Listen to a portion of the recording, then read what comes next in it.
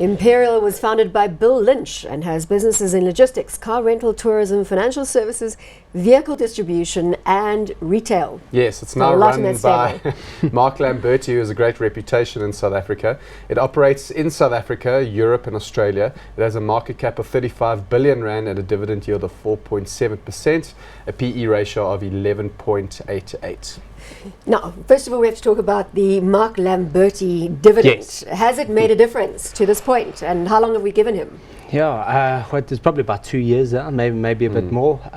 It's enough time for him to have settled It is in and at a start really demonstrating. tough time in the cycle, right? So, it is difficult. The company has had its moments of outperformance, but it's struggled. It hasn't kind of been in the heyday it was 5-6 years ago.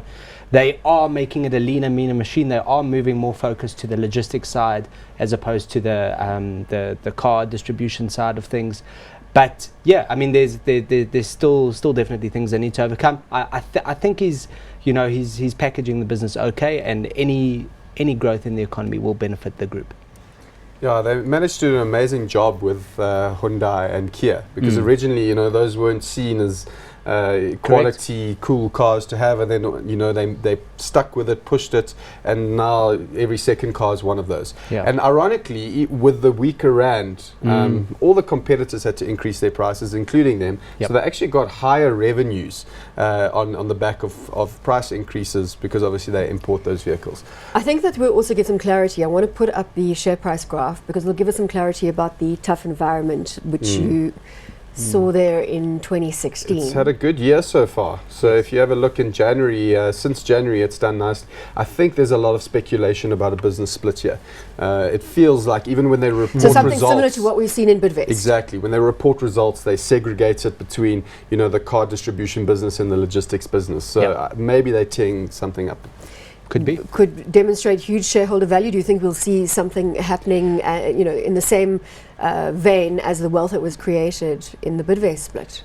It's possible. I mean, I think the logistics is definitely the more profitable sector for it. As Byron said, they generate massive revenue, but the profitability across the group is quite thin, right? Your margins are not as meaty as you'd like. I think they're the 13th biggest revenue generator on the exchange, but they're way down in terms of profitability and market cap. Yeah, it all comes down to margin, doesn't it, at the end of the day? And that shows the capital intensive nature of what they're trying to do. But in logistics and logistics into Africa, they're experts. If you need to move goods and goods around Africa, they are one of the go-to people. They've got the presence, they've got the expertise, and they've got the track record.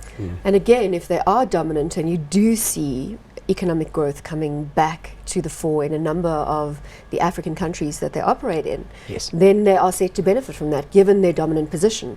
I think so, yeah. Go for it. No, I just think, if you look at Africa and, if we look through this uncertain time now, and we say that we're going to see rising urbanization and wealth within the African continent, you're going to get global players trying to sell their goods into the continent, and Imperial could be a logical partner for that.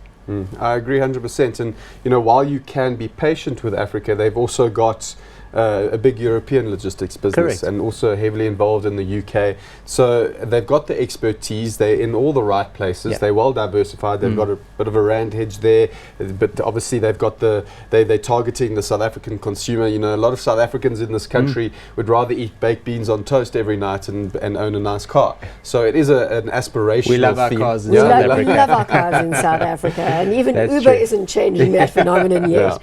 Hot or not, Devin? I like it. I think the valuation is not too demanding, very juicy dividend. I think it might be bumpy in the short term, but there's a lot Long-term, going you're going for hot it. on this one. And Byron? Yeah, I agree. I think a 12 times earning and possibly a split and a value creation, I think it's hot.